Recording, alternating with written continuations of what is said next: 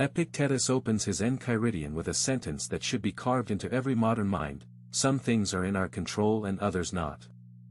Things in our control are opinion, pursuit, desire, aversion. Things not in our control are body, property, reputation. Read that last word again. Reputation.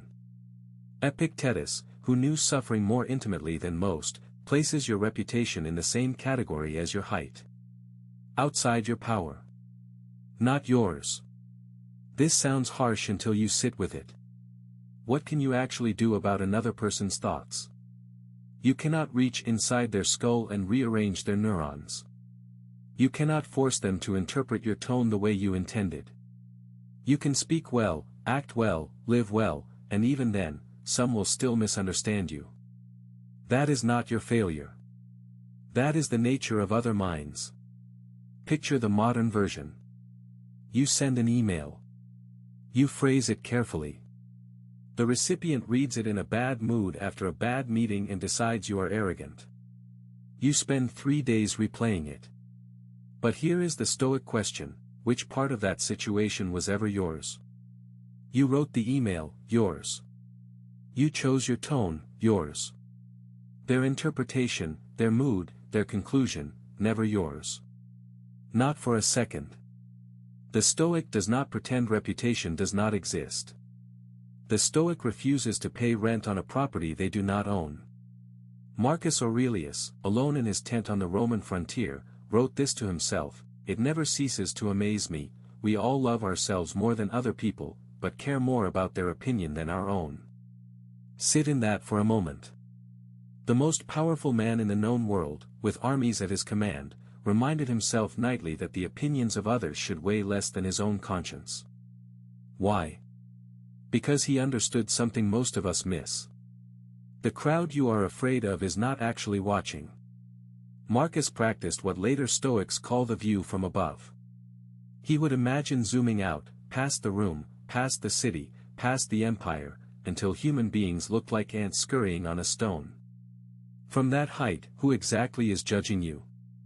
A handful of people, most of them too consumed by their own anxieties to think about you for more than a moment. The audience in your head is 100 times larger than the audience in reality. Try it now. The coworker whose approval you crave, picture them at home tonight. They are not thinking about you. They are thinking about their bills, their kids, their own embarrassing moment from last Tuesday. The boss whose tone wounded you is replaying their own conversation with their boss. Everyone is the protagonist of their own anxious story, and you are barely a side character in theirs. This is not cynicism. It is liberation. When you grasp how little you occupy others' minds, you stop performing for an audience that left the theater hours ago.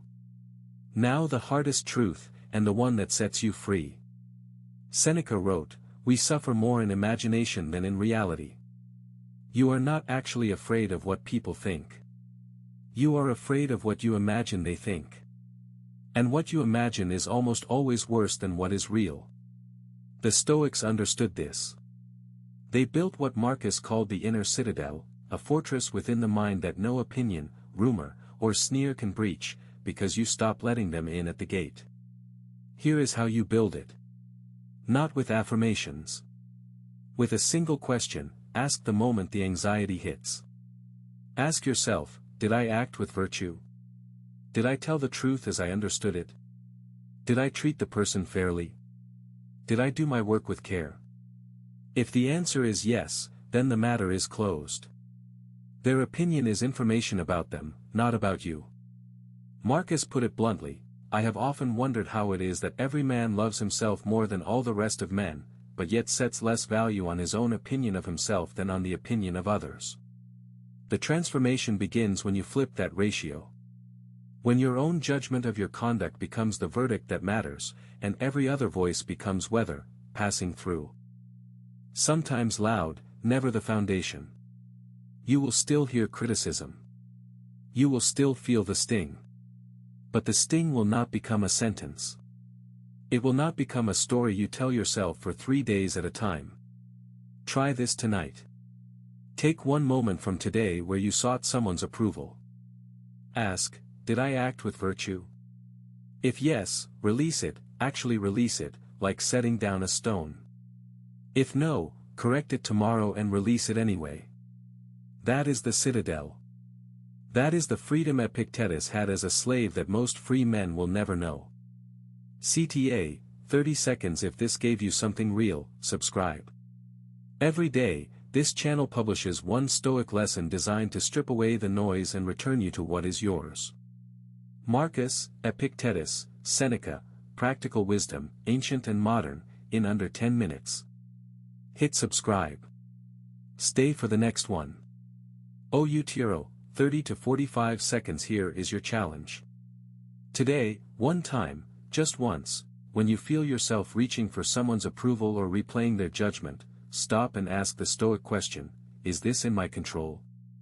If no, release it. If yes, act on it.